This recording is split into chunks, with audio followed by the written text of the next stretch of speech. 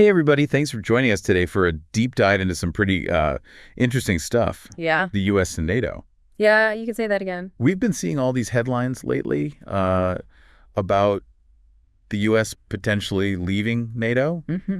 And we've been digging through a ton of sources to get to the bottom of this whole thing. It's a big one for sure. We're talking news articles, expert reports, legislative records, you name it. Even some interesting chatter on social media. Oh, yeah. We found some pretty strong opinions out there. Definitely. And you know what's so fascinating about all this is how it all connects to this much bigger question about America's role in the world. I mean, especially when it comes to NATO. Right. And to kick things off, I think we got to talk about Elon Musk. Oh, yeah. He jumped right into this debate, didn't he? He did. He basically agreed with this post on X saying that the U.S. should just leave NATO and the UN.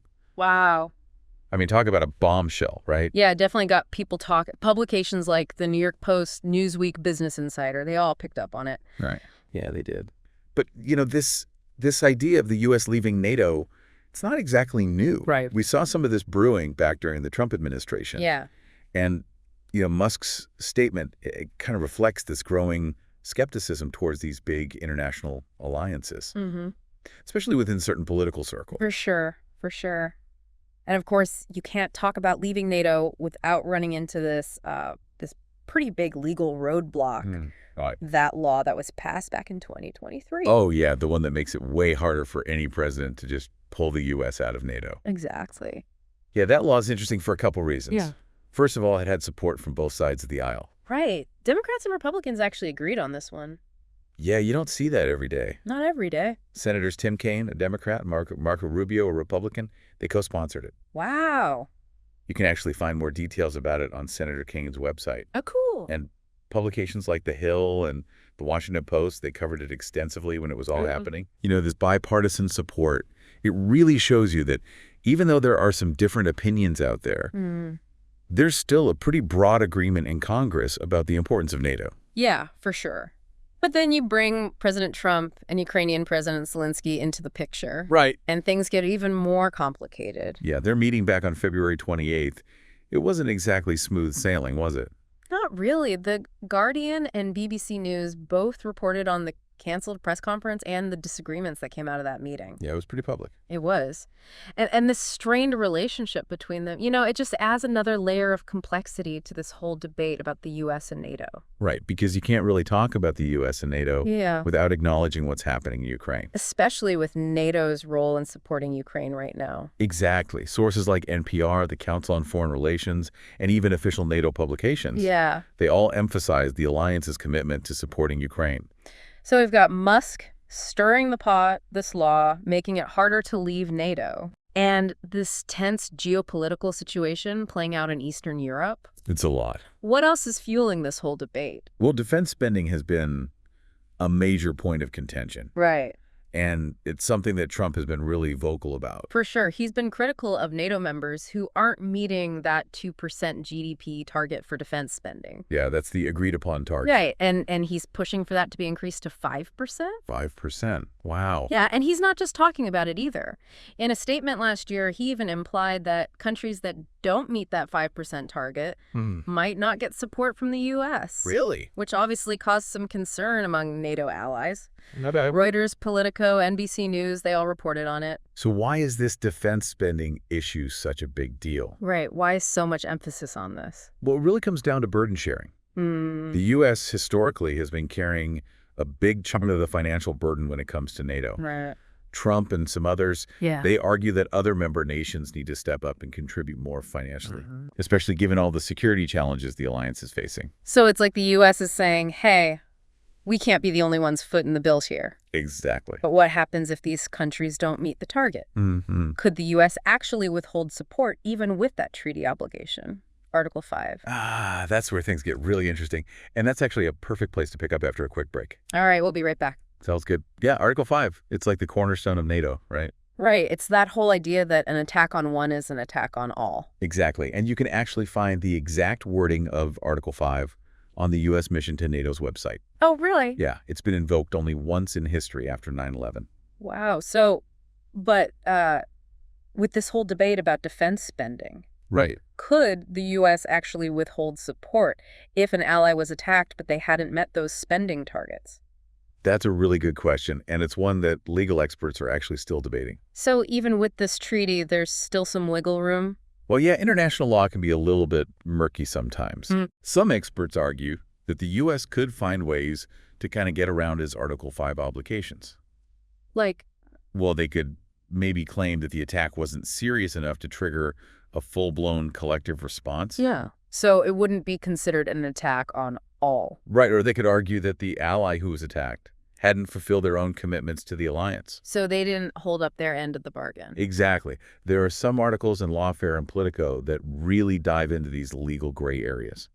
Interesting. Yeah, and they even look at some past examples where countries have kind of interpreted treaty obligations in a way that benefited them. So basically, even with a treaty in place, there's still it depends. Yeah, pretty much. And this is why it's so important to understand what could happen if the U.S. actually reduces its involvement in NATO. Right. Even if they don't fully withdraw, just scaling back support or engagement could have huge consequences. Yeah, we're not just talking about hypotheticals here. The Washington Post and Newsweek, they've both published analyses suggesting that Trump is seriously considering scaling back U.S. involvement, especially when it comes to supporting members who aren't meeting his defense spending demands. And that could really destabilize the whole organization. You know? How so? Well, imagine if the NATO member felt like the U.S. wasn't going to have their back. Yeah. They might start looking for security guarantees somewhere else. Makes sense. And that could lead to new alliances forming, maybe with countries that don't share the same values or interests as the U.S. Right. And it could also embolden adversaries like Russia, who might see this as a chance to exploit those divisions within the alliance. It's like pulling a thread on a sweater. You never know how much will unravel. Exactly. And it's not just NATO we need to consider. Right. What about the U.S.'s role in the UN? Well, the U.S. has been a key player in the UN since the very beginning. They have a permanent seat on the UN Security Council, which means they have veto power. That's a huge amount of influence. It is. It gives them a huge say in global security matters. So if the U.S. were to reduce its role in the UN, what would that even look like? Well, it could mean a few different things. Okay. They could reduce their financial contributions. Okay. They could withdraw from certain UN agencies or initiatives. Or they could just be less engaged in diplomatic efforts. You know, so taking a back seat in global affairs? Yeah, basically. And the potential fallout from that, well, it's complicated. I bet. There are arguments on both sides. Okay. Some people say that a less interventionist U.S.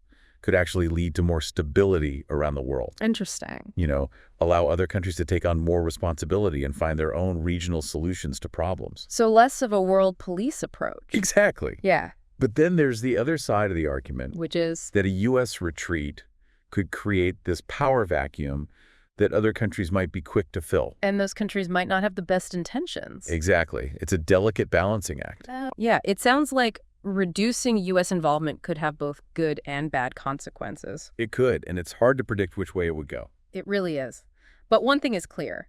The U.S. plays a crucial role in both NATO and the UN. And that any big changes to its involvement would have a ripple effect across the globe. No doubt about it. And understanding this historical and current context, it's so crucial when we're trying to make sense of these potential policy shifts. For sure. But, you know, the question still remains, what happens if the U.S. does decide to step back? Right. What happens if they start pulling those threads? That's what we're going to explore as we continue this deep dive. All right, so we're back and ready to really dig into this question of what happens if the U.S. reduces its role in these organizations like NATO and the UN? It's a question with a lot of unknowns, for sure. But thinking through the potential outcomes is really important. You know, one of the biggest concerns is that it could shift the balance of power globally. Right. If the U.S. takes a step back, other countries might see an opportunity to step up and fill that void. So who are we talking about here who might try to take on a bigger role? Well, China is definitely a major player right now, and their influence is only growing. They've been expanding their economic and military presence all over the world. Right. And a reduced U.S. presence could give them even more room to maneuver. So how would that impact global security? I mean, is that a good thing or a bad thing? It's tough to say for sure, but anytime you have a big shift in power like that, it tends to create some instability. Right. We could see existing alliances start to break down as countries reassess their partnerships. Yeah. New alliances could form, maybe with countries that don't necessarily share the same values or interests as the U.S. And of course, there's always a risk that this kind of power vacuum could lead to more conflict. It's almost like a domino effect. One shift leads to another and another, and pretty soon the whole world looks different. And this brings us back to Elon Musk's comments about the U.S. leaving NATO and the UN. Now, while that might not happen exactly the way he describes it, his statement does highlight this bigger debate about America's role in the world. Is it time for the U.S. to take a step back? Should they be less involved in international affairs? Or could that actually make things more dangerous? Those are some big questions, and I don't think there's an easy answer. You're right. It's a complex issue with valid points on all sides.